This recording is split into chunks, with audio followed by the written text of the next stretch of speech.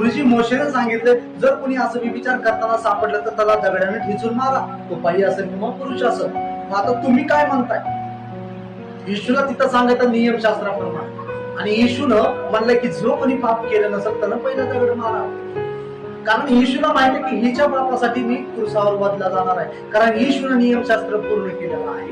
तिचा दंड येशूने घेतला, तिची सजा येशूने घेतली, पण येशूने कधी म्हणला नाही की या तिला काय म्हणला की आता मी तुला क्षमा केले, तुझ्यावर कृपा केली, मी तुझ्यावर दया केली, मी तुला मृत्यूपासून वाचवलंय दगड मारापासून, पण ह्या पुढून पाप करू नको, जा ह्या पुढून पाप करू नको.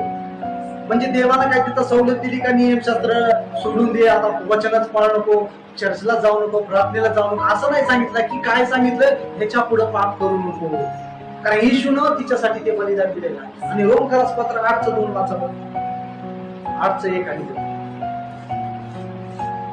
म्हणून ख्रिस्त येशूमध्ये असलेल्यांना दंडाज्ञा नाहीच, कारण ख्रिस्त येशूमधील जीवनाच्या आत्म्याचा जो नियम त्याने तुला पाप व मरण यांच्या नियमापासून मुक्त केले आहे. आता हा कुठला नियम आहे? येशूच्या कोणत्या? जीवनाच्या आत्म्याचा नियम. मला जीवनाच्या आत्म्याचा. आता तो नियम होता नियमशास्त्राचा नियम.